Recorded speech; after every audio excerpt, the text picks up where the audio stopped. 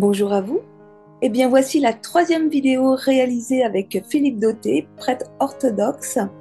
Cette fois-ci, cette causerie porte sur son livre Si tu veux entrer dans la vie, une interview encore tout à fait passionnante.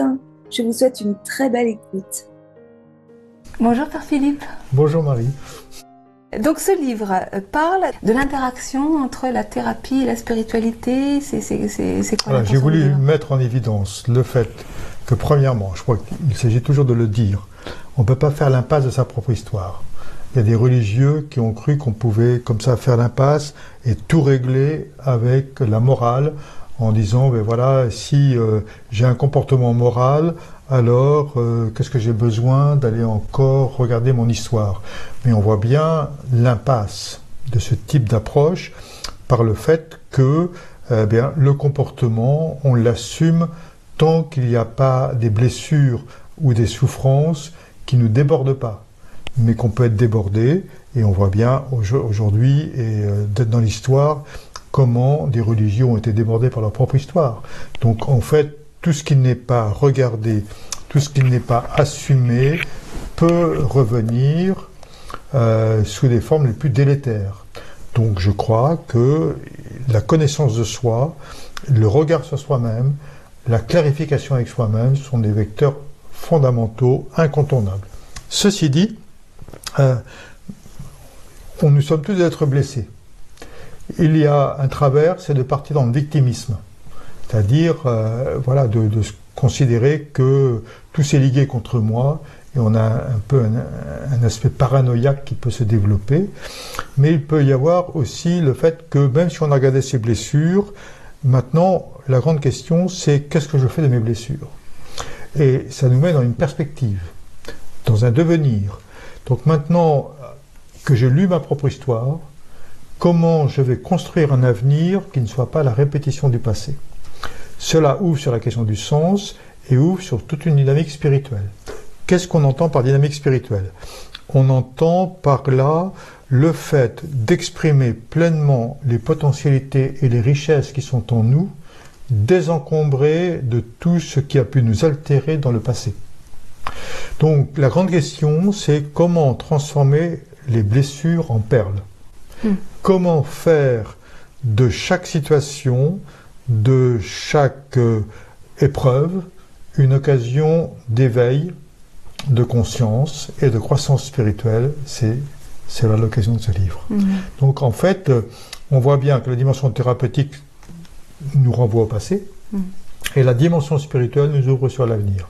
Donc la grande question, c'est comment libérer de tout le contentieux de mon histoire, je peux construire un devenir en étant de plus en plus ajusté à qui je suis et non pas à la continuité de tout ce qui m'a imprimé jusque-là, de tout ce qui m'a conditionné et donc de tout ce qui a constitué mon histoire et mon passé.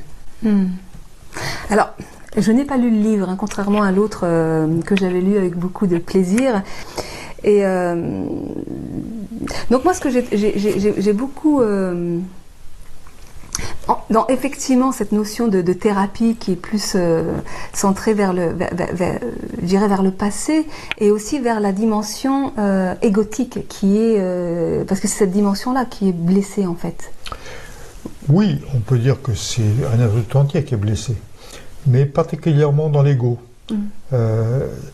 Je crois que ce qui en fait, si on reprend l'ensemble, on pourrait dire qu'un enfant, il n'aspire qu'à aimer et à être aimé. Et dans la relation avec l'autre, il va rencontrer des difficultés, c'est-à-dire soit il ne sera pas accueilli dans son élan d'amour, soit il attend qu'on prenne soin de lui et on ne va pas prendre vraiment soin de lui. Dans les deux cas, il va y avoir une blessure. Et la blessure s'exprime comme étant la rencontre entre un élan, un désir, et puis les réalités existentielles, circonstancielles, qui ne vont pas correspondre avec cet élan. Donc il y a une fracture entre mon élan et la réalité que j'ai vécue, et c'est ça la blessure, qui va engendrer les blessures. Voilà. Donc, en fait, l'enfant, tout enfant, va se construire par rapport à la réalité extérieure, par rapport à sa réalité familiale, par rapport à ses parents, par rapport à ses frères et sœurs, par rapport à ce qui est possible dans les réalités existentielles immédiates. Donc, en fait, par là, il va se déporter de lui-même pour essayer de survivre aux blessures et de pouvoir vivre sa propre trajectoire au sein des réalités qui lui sont imposées. Voilà. Donc, en fait, l'ego, c'est cela. L'ego, c'est cette adaptation au monde à laquelle nous ne pouvons pas déroger. Parce qu'on a besoin d'être accueilli, on a besoin d'être respecté, on a besoin d'être considéré, on a besoin d'être aimé. Et pour cela, on pense qu'il faut se conformer à l'attente des autres. Mais se conformer à l'attente des autres, on n'est pas forcément fidèle à soi-même. C'est tout le drame de l'humanité. Voilà. C'est tout ce drame. Et ensuite, ça s'est passé comme ça. Et ensuite, on a su faire comme on a su faire. Et on a donné les réponses qu'on a pu donner à 2 ans, à 3 ans, à 5 ans, à 7 ans, à 8 ans. Donc, voilà. Donc maintenant, il ne s'agit pas de culpabiliser du passé et de ce que nous avons pu, de la manière dont nous avons pu gérer notre passé.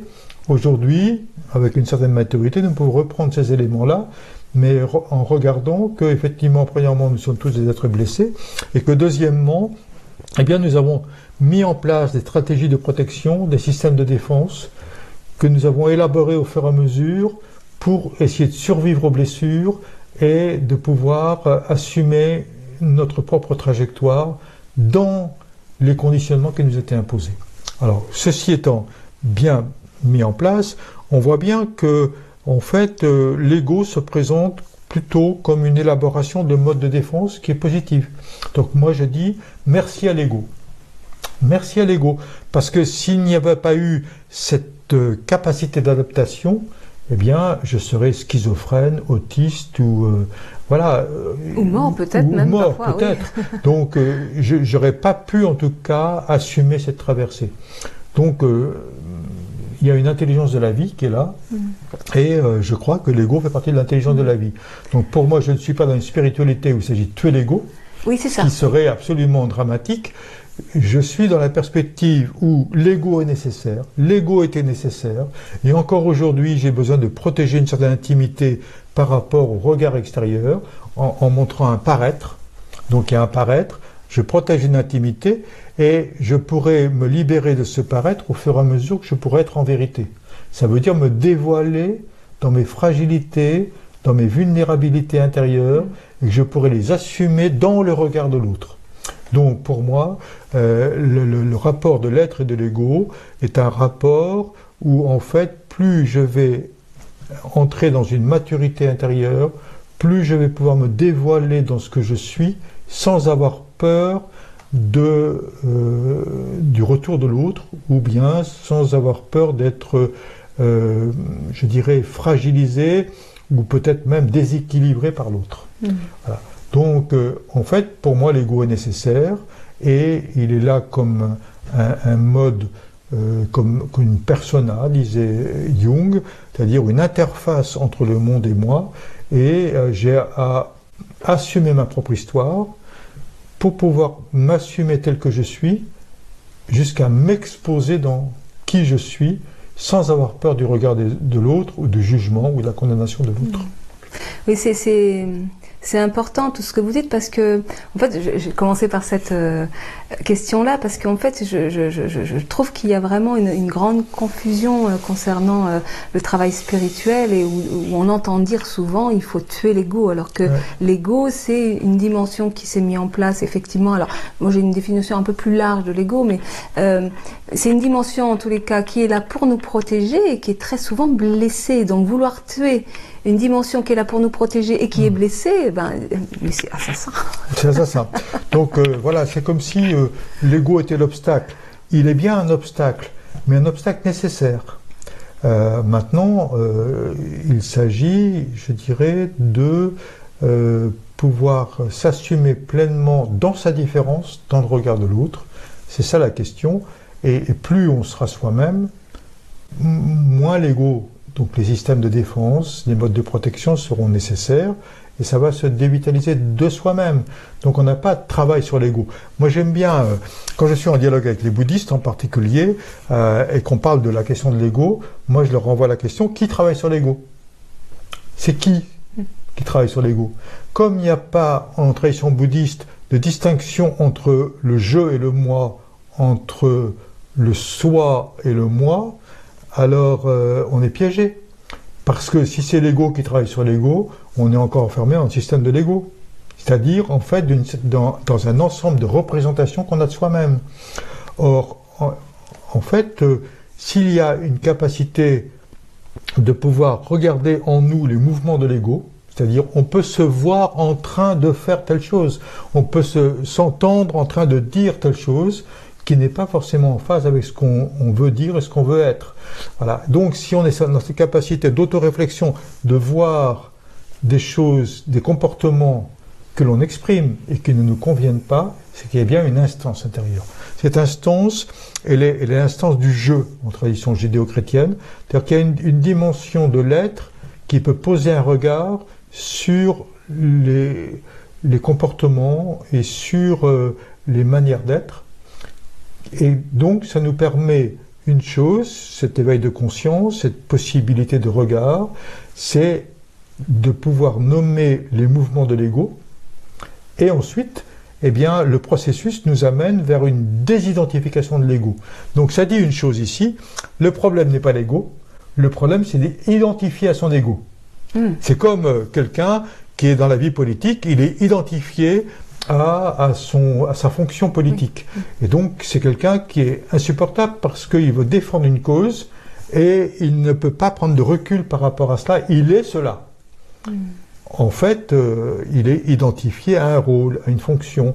De même, un père, une mère pourrait être identifié à une fonction. Et donc à une image. À une image. Donc à une image, une représentation. Donc on va défendre une représentation et on ne va pas accepter de regarder qu'il y a une part non assumée, une part fragile à l'intérieur, parce qu'on veut défendre une image. Et donc tout ce qui n'est pas conforme à cette image-là, on va le nier à l'intérieur. Donc ce qui est tout processus de déni qui va effectivement s'exprimer par là. Donc le problème n'est pas l'ego, c'est l'identification à l'ego. C'est-à-dire, tant qu'on n'est pas conscient de son ego, on est un monstre d'ego. Oui. Voilà. Et c'est là où il y a tout ce processus qui nous conduit effectivement à voir que je ne suis pas que la tendance colérique en moi, je ne suis pas qu'une tendance d'avidité en moi, je ne suis pas que cela. Donc je est un autre, disait Rimbaud. Voilà. Je est un autre, et le processus spirituel est là pour éveiller cette conscience que je n'ai pas tous les comportements, les mouvements de pensée même qui m'habitent. Je peux avoir des mouvements de pensée, je peux être irrité, je peux être triste, je peux être pris dans l'esprit de comparaison, mais je ne suis pas cela.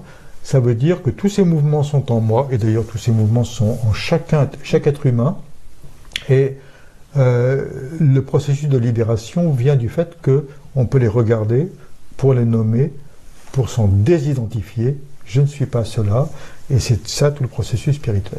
Oui, et souvent, c'est des choses que j'ai traversées, que j'ai entendues.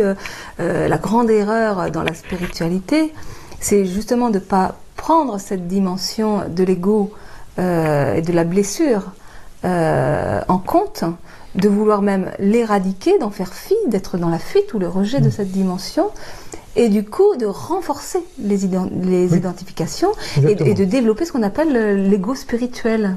Voilà. Donc ensuite on peut effectivement importer le rapport de l'ego dans la dimension spirituelle. C'est pourquoi les grandes traditions spirituelles nous parlent d'humilité. L'humilité, c'est quoi? Ce n'est pas se mettre en dessous de tout, ce qui serait une position inverse à celle de toute puissance de l'ego. L'humilité, c'est dans un juste rapport. Oui, je porte des qualités en moi, mais il y a des choses aussi non assumées. Il y a une dimension qui est qui est développé à l'intérieur de moi-même, mais il y a aussi des manques, il y a aussi des fragilités, il y a aussi des vulnérabilités. Donc comment on peut tenir les deux?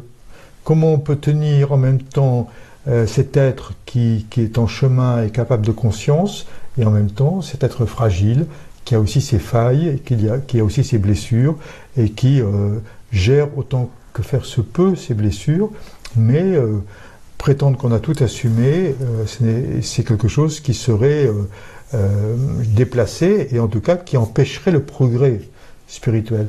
Donc comment se tenir dans une position d'ouverture, et en même temps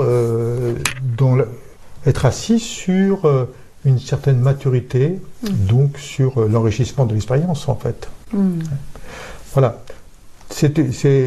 En fait, je crois que cela dit une chose, l'humilité, c'est demeurer dans une capacité d'écoute et de mouvement permanent. C'est-à-dire de savoir qu'on n'a jamais atteint quelque chose, et qu'en même temps, on porte des richesses et on a quand même des compréhensions des situations. Nous sommes en formation permanente. Nous sommes en formation permanente. Et transformation permanente. Et en transformation permanente et en capacité de progrès permanent. Voilà, donc c'est heureux d'être humble. Alors, est-ce que ça serait ça la définition de l'homme? Parce que je vois là dans la table des matières, premier chapitre, qu'est-ce que l'homme? Voilà, donc je pose au début du livre la question anthropologique. Parce que chaque thérapeute a une certaine conception de l'homme, de l'être humain. Simplement, cette conception, elle n'est pas forcément dite au départ. Certains ont une conception freudienne de l'être humain, d'autres une conception jungienne de l'être humain, d'autres une conception rogérienne de l'être humain, d'autres une conception judéo-chrétienne, d'autres une conception hindoue de l'être humain. Et ces conceptions sont très différentes. Mais selon la vision qu'on a de l'être humain, on va orienter la thérapie. Donc un thérapeute va orienter selon sa propre façon de regarder l'être humain. Donc je pose au départ mon anthropologie, qui est une anthropologie judéo-chrétienne, qui dit quoi? Qui dit qu'à l'original de l'être humain, il y a une dimension qui échappe complètement à toute emprise cosmique et génétique. Il y a une dimension dans l'être humain qui est nommée dans la Bible image de Dieu, qui dit quelque chose qui est acosmique, qui échappe complètement à toute emprise cosmique et génétique, donc est une capacité de liberté dans l'être humain. Et ce qui est le plus original en nous, c'est cette dimension de l'image de Dieu, qui veut dire par là la joie, la paix, la santé, la liberté, dont la synthèse de tous ces éléments est l'amour, qui est à l'originel. Donc, c'est précisé que ce qui est original dans l'être humain, c'est l'amour et c'est pas le péché. Et donc, je fustige la question du péché originel, qui est une tromperie théologique redoutable et même qui porte des conséquences énormes, pour dire qu'il y a une beauté à l'originel dans la profondeur de chaque être humain. Donc ça, c'est la vision qui se développe après dans une tradition qui s'appelle tradition philokalique. Philokali en grec veut dire amour de la beauté. Donc l'amour de la beauté, c'est voir ce qui est le plus original dans l'être humain. Donc c'est voir que chaque être humain est beau. Et chaque être humain apporte une richesse à l'intérieur et un désir d'aimer et d'être aimé. Donc c'est dans ce regard-là qu'on peut regarder l'autre. Donc quand quelqu'un qui est évidemment dans l'héritage de ses blessures vient, il ne s'agit pas d'abord de voir les blessures, il s'agit de voir la beauté de l'être humain qui sera appelé à gérer ses propres blessures. Mais pas pointer d'abord sur ce qui ne va pas, pointer sur ce qui va bien. Or, ce qui va bien en nous, c'est la vie. Même si je ne vais pas bien, la vie va bien en moi. Même si je ne vais pas bien, l'amour va bien en moi. Donc, de partir de ce qui va bien, pour ensuite pouvoir gérer, regarder, assumer ce qui effectivement dysfonctionne. Mais par rapport à un référentiel qui est le fait que chaque être humain a soif d'être aimé et d'aimer. Voilà. Donc c'est un fondement anthropologique. Puis ensuite, ça se continue sur le fait que, à partir de cette qualité originelle et de ces potentialités originelles, il y a une mise en mouvement pour une actualisation consciente de ses potentialités, exprimée dans le livre de la Genèse, où il est dit en Genèse 1, 26, Dieu dit « Faisons l'homme à notre image, capable de la ressemblance », c'est-à-dire qui est un être humain dans lequel est inscrit cette dimension originelle de l'amour, capable de devenir aimant, dans lequel est inscrit la vie, capable de devenir pleinement vivant. Donc en fait, tout le chemin de l'être humain, c'est une actualisation consciente des potentialités qu'il porte. Au début, il peut y avoir un déni en disant « moi, je ne porte pas de qualité », mais si, chacun porte des qualités, chacun porte des talents, chacun porte des potentialités, et nous avons à développer ces potentialités. Donc on voit bien toute une dynamique, et cette dynamique en elle-même, elle est thérapeutique. C'est-à-dire, si on dit au lieu de t'obséder sur tes blessures et t'obséder sur ton péché, prends plutôt soin de ce que te donne la vie. Par exemple, on voit des personnes qui n'ont pas reçu l'amour du père ou l'amour de la mère qu'ils auraient souhaité, et 30 ans ou 40 ans plus tard, ils attendent toujours que leurs parents leur demandent pardon, ou que enfin ils aient une reconnaissance qu'ils attendent, etc. Et moi je leur demande de faire le deuil. C'est-à-dire ce qu'ils n'ont pas eu, ils ne l'auront pas. Et étant dans l'attente de ce qu'ils n'ont pas eu, ils ne savent pas accueillir ce qui est donné. Car la vie donne en profusion. Mais comme on est obsédé par le fait de ce qu'on n'a pas eu, alors on ne sait pas accueillir ce qui est donné. Donc on passe à côté de la vie. Le livre s'appelle quand même « Si tu veux entrer dans la vie ». Donc voilà, comment on peut passer à côté de la vie? Et ça, c'est pas l'autre. C'est moi qui passe à côté de la vie. À un moment donné, tout bascule. C'est-à-dire que, en fait, parce que j'ai été blessé, alors j'attends réparation sur ces blessures. Pendant ce temps-là, je ne suis pas dans l'accueil de la vie. Et finalement, c'est moi qui rentre dans un processus d'enfermement. C'est pas l'autre. C'est pas l'autre qui intervient ici. C'est moi qui rentre dans un processus d'enfermement. Et j'ai traduit cela dans mon livre par cette formule « Je me fais mal à cause du mal subi ». Et moi, j'ai vu dans l'accompagnement, ça fait 32 ans que je fais de l'accompagnement, des gens beaucoup plus meurtris par le mal qu'ils se sont fait à cause des blessures dont ils ont été victimes. Donc ça, c'est un point important. Il faut repérer qu'on met en place des processus mortifères par le fait d'être obsédé par les blessures et par ce qui va mal en nous. Et nous nous enfermons au lieu d'accueillir la vie. Et c'est la vie qui est guérissante. C'est la vie qui nous régénère. Mais nous fermons à la vie, on s'empêche une régénération et on se fait mal soi-même à cause du mal subi. Et c'est pas l'autre, c'est moi qui me fais mal moi-même. Et donc je suis dans les conséquences du mal que j'engendre en moi parce que je suis dans une mauvaise posture intérieure. Au lieu de tourner vers la vie, j'attends que d'être consolé dans des blessures que j'ai mal digérées. Et tout ce qu'on attend de nos parents, on va les attendre tout au long de notre vie de ce que j'appelle les figures parentales, c'est-à-dire toute figure d'autorité. On va reprojeter. Moi je vois par exemple, j'ai eu beaucoup de difficultés avec mon père, qui pour moi était présent physiquement mais absent dans le sens d'une difficulté de dialogue avec lui. Et bien je me suis aperçu ensuite que j'ai projeté cette absence du père sur un rapport troublé avec l'administration qui était une figure paternelle. Et il a fallu redisposer les choses d'une autre manière. J'avais peur de l'administration, qui était pour moi comme un diplodocus, comme ça. Et j'ai un jour eu l'intuition qu'il fallait que je dépasse ce rapport tensionnel par le fait d'une relation. C'est-à-dire de entrer en relation personnelle avec quelqu'un de l'administration. Donc une fois, j'avais un conflit assez sévère après 3 lettres recommandées accusé-réception de la part de l'administration, et j'ai osé demander le nom, et j'ai dû attendre 7-8 minutes pour que la personne me donne son nom. Je suis un agent comme un autre. Non, mais je vous donne votre nom, comment vous vous appelez, vous? Et à partir du moment où j'ai obtenu le nom de cette personne dans tel service, eh bien tout a été réglé rapidement par le mode de la relation, alors que dans le rapport aveugle, dans le sens où c'était à chaque fois quelqu'un d'autre qui traitait le dossier, je ne m'en sortais pas. Donc j'ai vu que la relation personnelle peut sauver de tout un rapport aveugle, je ne sais pas comment le dire autrement, avec quelque chose qui est une problématique qui se reportent comme ça du père, de la mère, vers le représentant paternel ou maternel. Et ça, parce que du coup, j'ai envie de témoigner, moi, de mon expérience, c'est que ça peut aussi se projeter sur le spirituel. C'est-à-dire que, ayant eu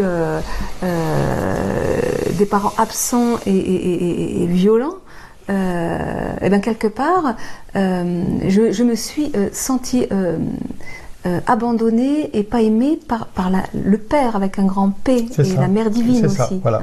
Donc c'est comme ça que on projette nos blessures psychologiques sur le spirituel. Et c'est ainsi qu'on peut rejeter une certaine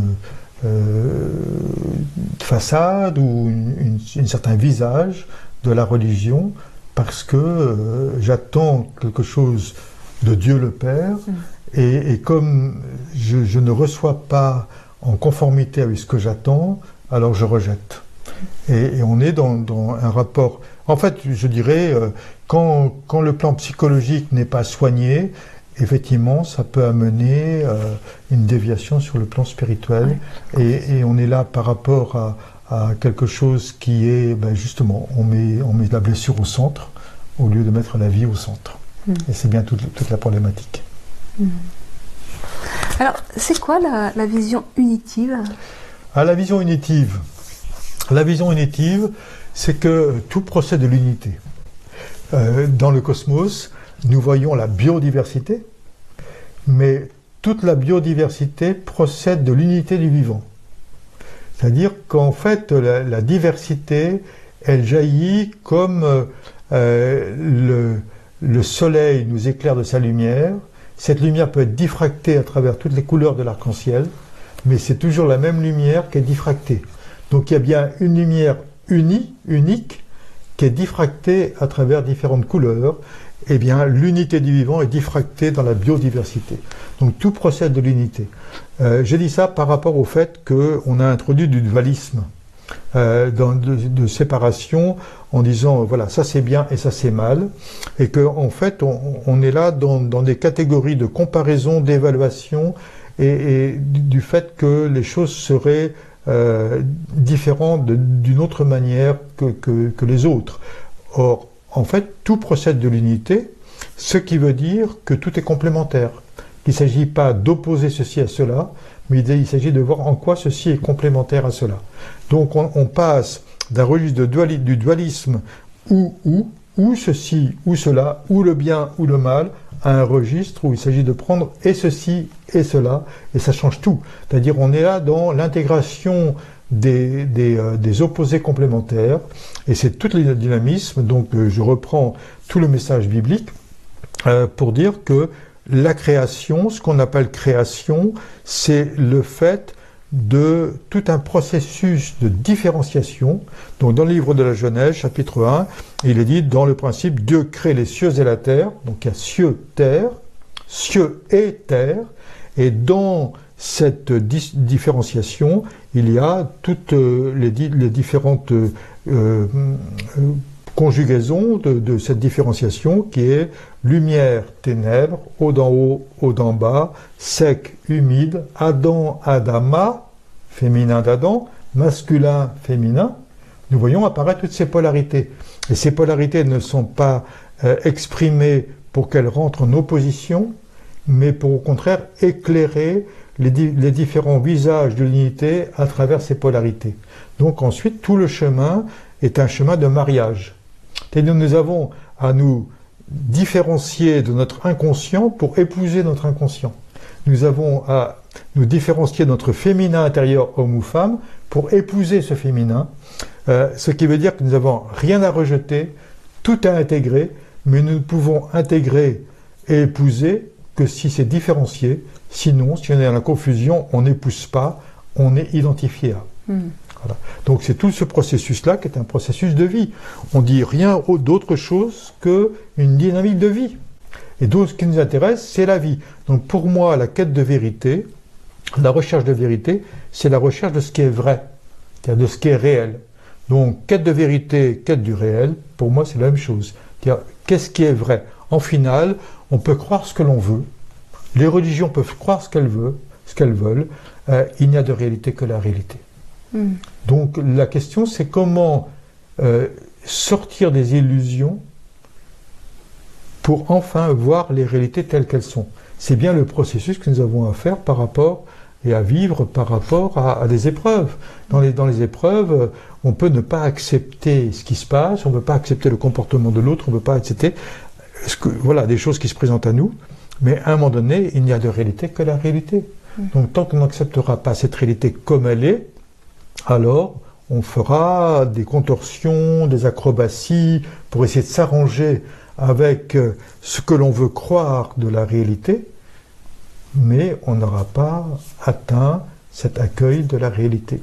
Donc toute la question, c'est comment se libérer de toutes ces représentations et finalement de toutes ces idoles, de toutes ces illusions que l'on a sur l'autre, sur la réalité. Donc voilà, ça nous conduit dans un processus ici de libération. Mais quelque part, c'est infini, parce que lorsqu'on sait qu'on est les héritiers de mémoire émotionnelle, d'une histoire, etc., est-ce qu'il faut nécessairement toujours identifier pour pouvoir intégrer? Est-ce qu'à un moment donné, parce que une fois qu'on a identifié dans notre propre histoire, eh bien, il y a l'histoire de nos aïeux dont on est porteur également, et puis l'histoire enfin, on est porteur de l'inconscient collectif. Donc, ce n'est jamais fini. Ce n'est jamais fini. Ce n'est jamais fini, et en même temps, on n'a pas tout à traiter. Alors, oui. Premièrement, c'est jamais fini. Deuxièmement, on n'a pas tout à traiter. Premièrement, en fait, à l'ontogenèse, il y a la philogenèse. Ou la philogenèse, il y a l'ontogenèse. C'est-à-dire qu'en fait, nous sommes le fruit de toute une évolution, de toute l'humanité, mais de tout le cosmos, de tout le vivant. Et nous revivons dans le ventre de notre mère, en un mois, 18 milliards d'évolution, 13,8 milliards d'années d'évolution. C'est impressionnant quand même, hein, mais en un mois quand même. Donc ça va assez vite quand même. Hein. Voilà. Donc pour dire, on reprend tout. Et en finale, eh bien, nous avons à intégrer tout le vivant en nous. C'est ça le miracle de l'être humain et même de la personne humaine. C'est tout un sujet immense qu'on n'abordera pas maintenant. Mais c'est important où chacun a à intégrer le tout. D'autre part, on ne doit traiter, et ça c'est un point extrêmement important en psychothérapie, c'est le fait qu'il ne s'agit pas d'aller revisiter son histoire pour revisiter son histoire. Ce qui est important, c'est pas de partir d'il y a 20 ans ou 30 ans, c'est de partir d'aujourd'hui. Donc le point thérapeutique, c'est aujourd'hui. Ce qui est important, c'est ce qui va émerger aujourd'hui. C'est-à-dire, finalement, qu'est-ce qui pose difficulté aujourd'hui, ou bien en quoi aujourd'hui je rejoue des processus du passé. Donc on part d'aujourd'hui. Mais aujourd'hui, il ne remonte pas tout de mon histoire ou tout de mes mémoires. Donc ce qui est important, c'est de traiter ce qui va remonter. Et ce qui va remonter, c'est ce qui n'a pas été assumé, et qui joue en moi malgré moi et m'amène à être déconnecté ou être déphasé par rapport à mon être profond à cause de ces mémoires qui remontent ou bien cet inconscient qui remonte en moi. Donc ce qui est important, c'est de traiter ce qui remonte aujourd'hui. Donc moi je propose que quand on va en psychothérapie, eh bien on demande au thérapeute d'écouter ce que j'ai à dire aujourd'hui et quelle est ma souffrance aujourd'hui, qu'on parte de là, alors qu'il y a des psychothérapeutes qui disent « racontez-moi votre enfance », mais en fait, je trouve qu'il y a un abus, parce que des séances et des séances vont passer sur le fait du récit de l'enfance, mais pour en faire quoi? Rien. Parce que ce qui est important, c'est en quoi ce que j'ai vécu dans l'enfance est en train de se rejouer aujourd'hui. C'est ça le seul point important au niveau thérapeutique. Et avec la précision que ce qui va être nommé aujourd'hui, c'est ce que je pourrais assumer. Parce qu'on ne peut nommer que ce qu'on peut assumer. Et pourquoi il y a eu le phénomène du refoulement, c'est qu'on n'a pas pu assumer, donc on n'a pas pu nommer à l'époque. Donc aujourd'hui, voilà. Donc je crois qu'il faut remettre les choses en place et que, je dirais consciemment, nous n'avons pas tout à assumer, mais à assumer uniquement ce qui pose difficulté aujourd'hui. Oui, je suis assez d'accord avec cette vision, parce qu'effectivement, on peut passer notre vie à se tourner vers le passé. Voilà, mais après, on est nombrilisé aussi, c'est-à-dire on est là complètement focalisé sur sa propre histoire et sur moi, par contre, ce que l'on appelle le passé est passé. Mais lorsque le passé est dans le présent, il est donc présent, puisqu'il est présent. Mais il n'est pas passé. Ça veut dire qu'il n'est pas passé. Donc il n'est pas dans sa place de La grande question thérapeutique, c'est de pouvoir assumer le passé dans le passé. Donc ça veut dire qu'il s'agit d'assumer au présent. Et donc, tant qu'il n'est pas assumé au présent, c'est pas un passé qui est passé, c'est un passé qui est présent. Qui est présent. Donc, on ne fait que s'occuper du présent. Et bien voilà. Donc, moi, je crois qu'au plan thérapeutique, il s'agit de s'occuper du présent. Et dans le présent, peuvent remonter des choses du passé, bien évidemment. Et qui n'ont donc pas été digérées. Donc, qui n'ont pas été regardées, qui n'ont pas été assumées, et qui jouent en moi malgré moi. Et c'est bien pour ça que je viens consulter, c'est que je vois bien que j'ai le désir d'être dans tel comportement et c'est autre chose qui se passe. Et donc il y a un décalage qui me fait souffrir et c'est pour cette libération de cette souffrance que je viens consulter. Alors, je regarde la table des matières.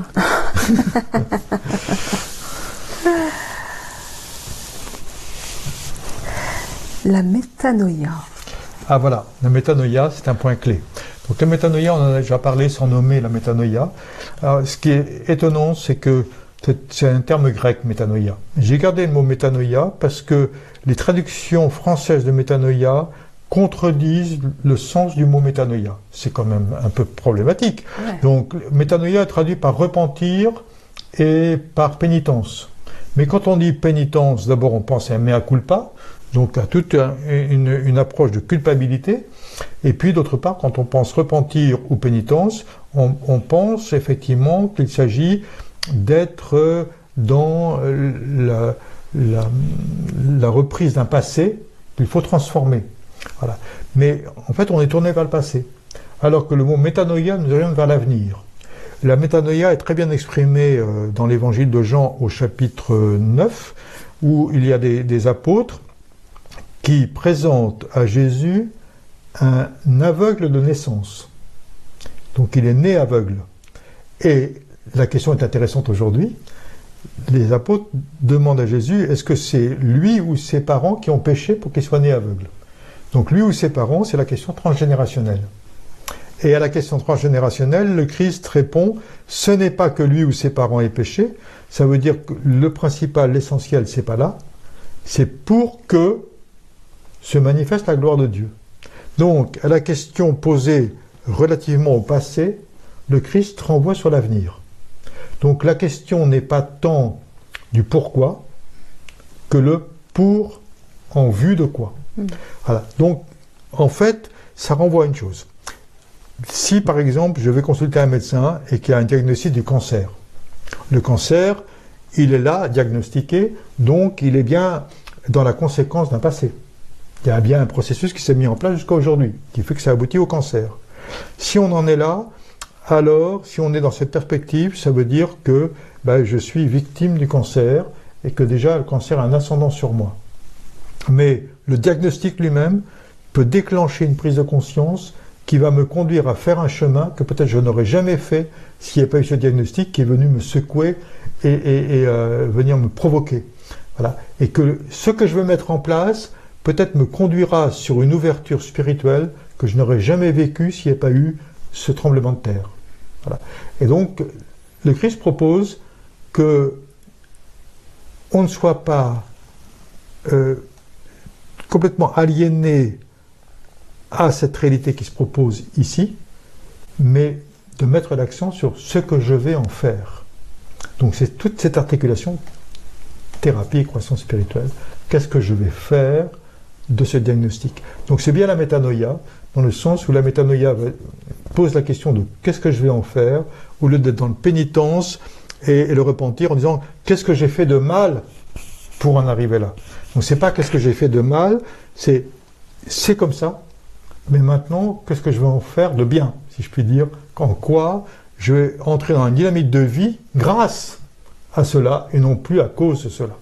Voilà. Donc on voit bien toute cette dynamique thérapeutique qui se met en place alors, et ça veut dire que je suis en train de construire quelque chose de moi-même à partir d'un événement dramatique, mais grâce auquel je n'aurais peut-être pas engagé un chemin de transformation. Ça me fait penser à ce qu'on disait dans la précédente émission sur Héros et Liberté, quand vous parliez de comment la pulsion de mort n'existe pas, puisqu'elle n'est...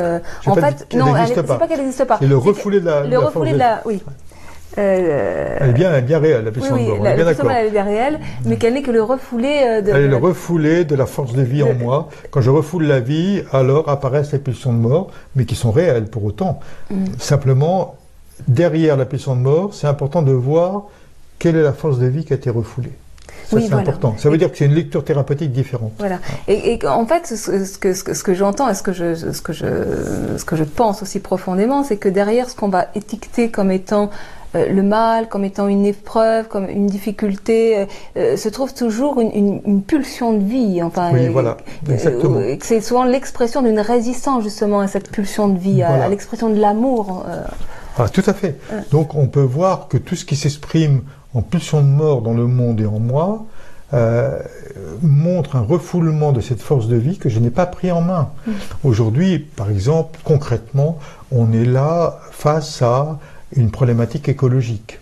C'est-à-dire, il y a une dégradation de la biosphère, il y a une pollution, il y a le fait une surexploitation du cosmos, et puis la disparition des espèces. Donc on voit bien ici que la vie est menacée. Voilà. Mais cette vie menacée, elle est bien dans la conséquence de pulsions de mort, c'est-à-dire un esprit de prédation, de convoitise et d'avidité de l'être humain. Mais cette convoitise, avidité de l'être humain exprime de l'éros. Mais de l'éros qui, au lieu de s'exprimer dans une verticalisation, s'exprime dans une dévoration du monde. C'est bien le même éros. Mais voilà, donc maintenant derrière cela, cette destruction du monde, il s'agit bien de voir que ce sont des forces de vie qui ont été déviées pour une surexploitation du cosmos, alors qu'elles auraient dû être au service d'une croissance spirituelle de l'être humain. Donc aujourd'hui, l'humanité est à un carrefour. Elle a rendez-vous avec elle-même. L'être humain a rendez-vous avec lui-même, dans le sens où il s'agit de croître du point de vue éthique, au lieu de continuer toute une logique de surexploitation et de domination du monde, qui est une logique mortifère parce qu'elle apporte des conséquences humaines extrêmement graves. Et on voit déjà les migrations politiques qui sont là, économiques, mais quand on va voir les migrations climatiques, ça va être encore plus dramatique. Donc on voit bien ici que l'être humain a rendez-vous avec lui-même, l'humanité a rendez-vous avec elle-même dans ce rapport, et que nous avons à resituer l'éros dans une dynamique verticale alors qu'elle est dans une dynamique de possession et de prédation dramatique. Alors on a beaucoup développé cette question de l'éros dans l'émission précédente, donc si vous n'avez pas, si vous voulez en savoir plus sur l'éros, je vous invite à aller regarder l'émission donc Héros et Liberté qu'on a fait précédemment. Donc l'éros qui est donc l'élan de vie, voilà, l'élan de vie, l'aspiration à être, l'aspiration à aimer. J'ai rappelé que qui n'aspire à aimer et à être aimé. Voilà. Et donc en fait le processus thérapeutique en question consiste finalement à retrouver cet élan de vie. Cet élan de vie. C'est-à-dire à retrouver nos racines intérieures, à retrouver notre dimension la plus profonde, pour de là laisser jaillir cette force de vie qui est en nous, c'est-à-dire l'élan de vie, c'est-à-dire l'éros, et par cet éros entrer en une dynamique de croissance, c'est-à-dire d'ouverture d'abord spirituelle, et puis de laisser fleurir toute cette dynamique de vie et d'amour qu'on porte dans notre cœur. Donc voilà, ça situe un plan thérapeutique. Donc au lieu d'être focalisé sur la blessure, il s'agit ici tout d'abord de retrouver la vie et de laisser fleurir la vie. Et dans la dynamique de vie, on va mieux assumer les blessures, mais si on est confronté à nos blessures, c'est pas sûr qu'on assume bien notre dynamique de vie. Oui, parce que pour moi, c'est la vie qui permet cette transformation, Absolument. cette transmutation. Absolument. Et que la blessure, elle est d'autant plus blessure et souffrance qu'on est dans la résistance. Absolument. Donc voilà. Voilà. Alors, vous parlez aussi du pardon. Oui. Le pardon, c'est un grand chapitre, parce que le pardon, c'est avant tout la réconciliation avec soi-même et avec l'originel en nous. J'oserais dire avec Dieu en nous. Alors, Dieu est un terme générique, alors on ne sait pas ce que ça représente. Donc effectivement, je dois préciser que quand je parle de Dieu, je parle d'un Dieu intérieur. Je ne parle pas d'un Dieu extérieur qui est une idole. J'ose le dire comme cela. Donc le Dieu intérieur, c'est celui par qui je suis, qui est le souffle de mon souffle, l'être de mon être, le désir de mon désir, sans lui rien, avec lui tout. Donc en fait la réconciliation avec soi-même et avec Dieu en soi, nous avons besoin de vivre cette réconciliation. Nous sommes souffrants d'être divisés en nous-mêmes. Donc le pardon, c'est avant tout une réconciliation avec soi-même, par la réconciliation avec sa propre histoire. D'où le pardon aux autres aussi. C'est-à-dire, quand j'ai été blessé ou agressé par quelqu'un dans mon histoire, eh bien, d'abord j'ai besoin d'être réconcilié avec la partie blessée de moi-même, qui renvoie au fait de l'agresseur, qui a été l'occasion de cette blessure, pour arriver à pardonner à l'agresseur. Mais si on est face à cette réalité, alors on doit préciser plusieurs choses. Pardonner, ça ne veut pas dire excuser. Pardonner ne veut pas dire trouver des circonstances atténuantes ou justifier l'acte de l'autre, parce qu'un acte agressif est un acte agressif, il est impardonnable. L'acte, il est impardonnable. Il doit être condamné d'une manière absolue. Donc toute maltraitance, tout viol, toute agression doivent être absolument condamnés, sinon c'est l'impossibilité de vivre ensemble. Donc le pardon aux personnes peut se conjuguer avec la condamnation des paroles et des actes mortifères. Donc ça, c'est un point extrêmement important. Autrement, on est dans une déviance, on comprend pas bien le pardon, et ça peut être dramatique. Ça veut dire que, juste je veux préciser, le pardon ne peut pas être, n'est pas psychologiquement possible. Donc c'est pas dans l'ordre psychologique, pas dans l'ordre psychologique, justement, on essaye de minimiser les faits. Et par exemple, quelqu'un qui est dans un déni de maltraitance, un enfant qui est dans un déni de maltraitance, d'après les travaux, les recherches qui ont été faits, à 90%, il va reporter la maltraitance sur ses propres enfants. Donc il est très important de nommer une maltraitance comme une maltraitance, un mal comme un mal, sinon on est à côté de la question du pardon. Et la question du pardon s'adresse à des personnes, mais je le répète, dans la condamnation des actes. Parce qu'autrement, c'est autoriser l'autre à reproduire ce qu'il a fait. Donc c'est être dans du masochisme et c'est être dans un rapport perverti. Si on pardonne au bourreau en lui permettant de recommencer, à ce moment-là, je suis dans un sadomasochisme qui est pervers. Donc ça demande d'être très clair. Oui, d'être très clair. Non, mais c'est important, effectivement, parce qu'il y a tellement de confusion par rapport à cette notion de pardon, et c'est bien se situer de là où on parle, voilà. et qu'est-ce qu'on met derrière ce terme-là. Voilà. Donc c'est important de bien clarifier cela. Et ensuite, l'enjeu, je l'ai dit, c'est la réconciliation avec soi-même.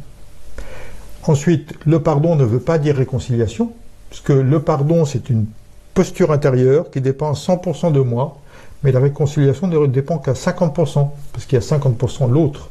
Si l'autre ne veut pas accueillir mon pardon, eh bien, il n'y a pas de réconciliation. Voilà. Donc, à moi de me réconcilier avec ma propre histoire, de réintégrer ma propre histoire, de me pardonner à moi-même. C'est une grande question, le pardon à soi. Et ensuite, c'est offert à l'autre. Mais il peut l'accueillir ou pas. Et ça, je ne peux rien. Je n'ai aucune emprise sur la liberté de l'autre. Voilà. Donc ça, ce sont des points importants. On développe là très rapidement. Mais nous faisons des sessions de 4 jours, parce que ça demande d'être précisé, développé, etc. Moi, dans mon expérience de vie, j'ai vraiment pu faire... j'ai envie de témoigner de ça en tous les cas, c'est-à-dire qu'à un moment donné, j'ai compris dans l'expérience que le pardon, c'est pas quelque chose qui se donne, mais quelque chose qui se reçoit. Et au terme d'un parcours de mise en sens, de clarification,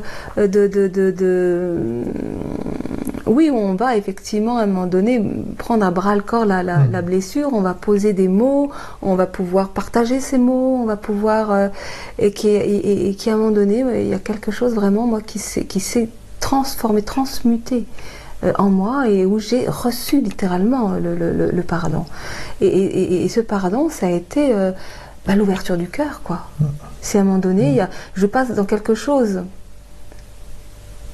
On passe sur le registre spirituel. Voilà, on passe sur le registre spirituel et où là, c'est une autre forme de pensée. Absolument. Donc on passe sur un registre spirituel, ce qui n'évacue pas ce qui s'est vécu, voilà, mais qui permet d'entrer dans une dynamique d'amour, soyons clairs, une dynamique d'amour qui intègre la blessure, qui n'enferme pas l'autre dans le comportement qu'il a pu avoir, mais pour autant qu'il n'est pas dans le déni de ses comportements, donc qu'il n'est pas naïf. Voilà. Il faut tenir les deux, je crois que c'est très important. C'est très important, parce qu'il y en a qui veulent absolument pardonner au détriment de cette dimension très matière, très concrète, très humaine, et qui est fondamentale. On ne peut pas accéder là si on est dans le déni de... Absolument. C'est tenir, on disait tout à l'heure, de passer du ou au et, tenir et ceci et cela, et le pardon à l'autre en tant que personne, et en même temps le fait de ne pas oublier, et le fait de savoir que ce qui a été vécu, et que l'autre est capable d'agression, et ne pas être naïf pour pas que ça recommence justement, sinon on est là dans un système pervers.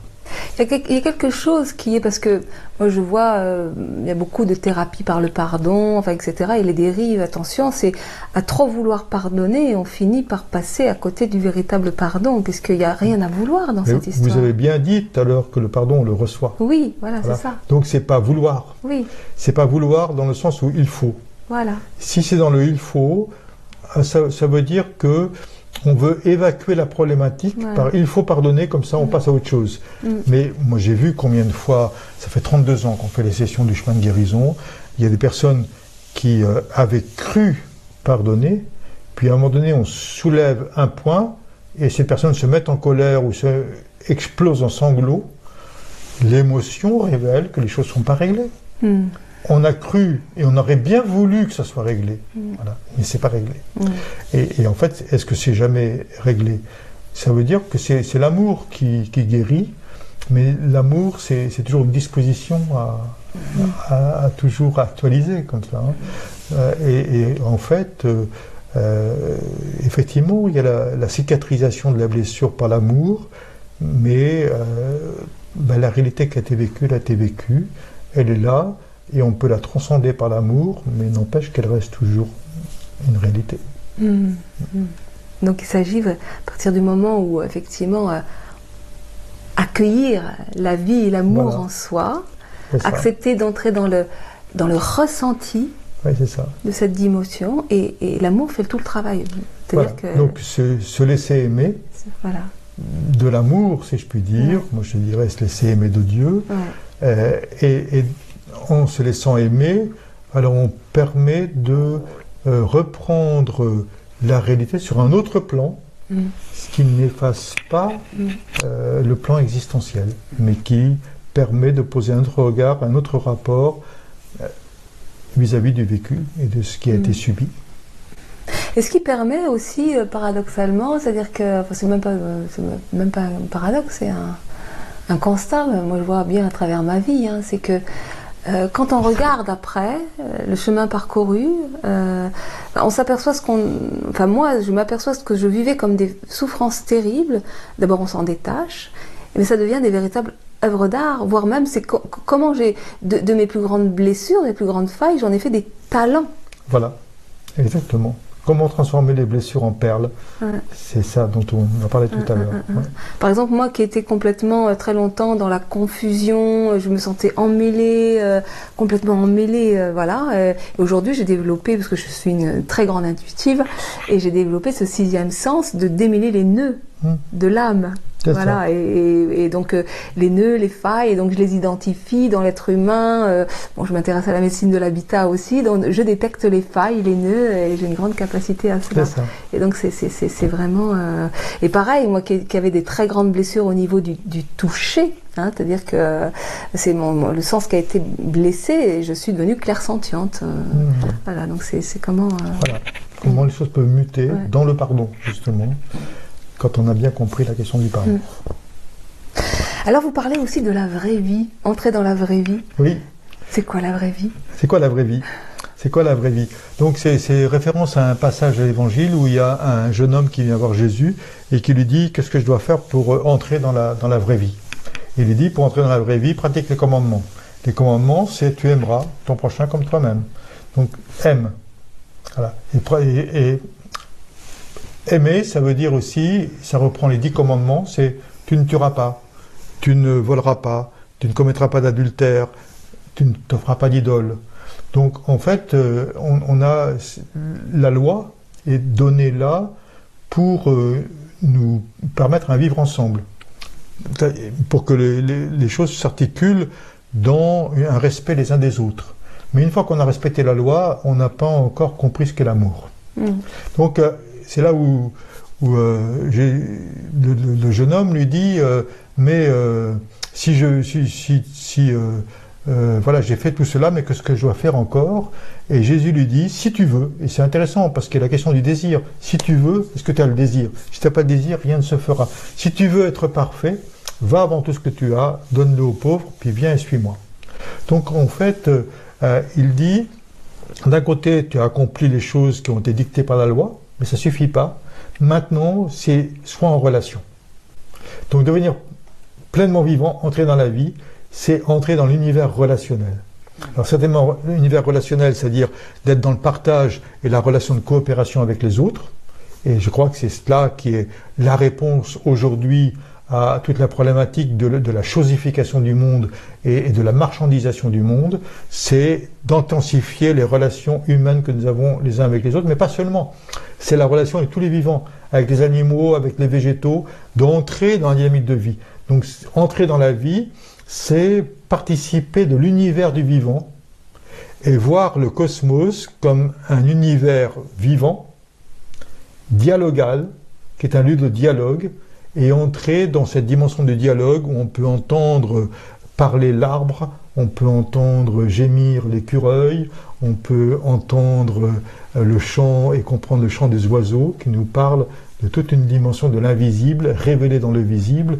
Donc sortir de cet enfermement dans la chosification et la réification du monde pour rentrer dans un univers de présence qui n'est plus une collection d'objets, mais un monde des présences.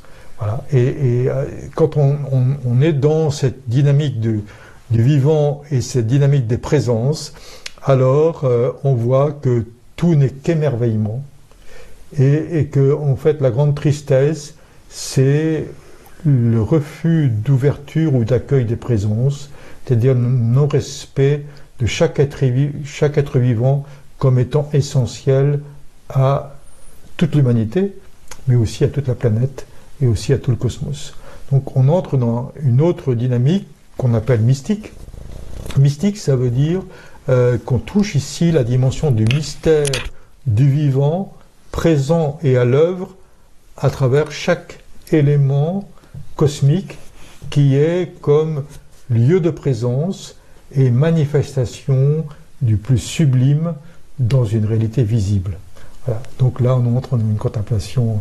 Voilà. Et on a, à ce moment-là, tout chante, tout est émerveillement. Et quand on est dans l'univers de l'émerveillement, on a compris ce qu'est le vivant. Et de gratitude, je voudrais dire aussi. Donc ici, au centre Sainte-Croix, qui se trouve donc en Dordogne, vous faites des séminaires, de l'accompagnement. Voilà, donc on développe toute cette approche de l'accompagnement, parce que c'est important que ce soit dans un accompagnement personnel. Donc pour nous, je dirais la voie spirituelle est une voie relationnelle. Mais qui dit voie relationnelle dit accompagnement personnel. Donc ça ne peut pas s'envisager en dehors de cet accompagnement personnel. Et puis on essaye de promouvoir une certaine lecture, une certaine vision, enfin la vision du vivant, la vision aussi unitive, comme nous avons vu, toute une dynamique de la métanoïa, de la mettre en œuvre au service de tous nos contemporains qui viennent depuis maintenant 35 ans ici aux sessions. Donc pour venir dans vos sessions, j'imagine qu'on ne doit pas forcément être dans une approche, comment dire... Tout le monde peut venir en tout cas. Oui, tout le monde, c'est-à-dire que c'est ouvert à tout le monde. Moi je suis prêtre orthodoxe, oui, clairement, voilà. Mais pour moi c'est ouvert à tout un chacun. Dans mon parcours, j'ai été dans l'Extrême-Orient, j'ai été même très profondément engagé dans le taoïsme pendant un temps dans ma vie. Et donc, pour moi, j'ai cueilli un message auprès des pères du désert d'Égypte que je trouve extraordinaire, qui m'éclaire sur la situation aujourd'hui, mais aussi sur des processus thérapeutiques. Et donc, c'est cet éclairage-là que je désire mettre au service de tous ceux qui le désirent, qu'ils soient proches ou en dehors de l'Église, peu importe. Je crois que le langage spirituel peut rejoindre tout un chacun. Et oui, on en parlait précédemment au moment du déjeuner, c'est que personnellement je n'ai pas eu d'éducation religieuse et cependant je trouve votre vision de la vie, du monde, votre approche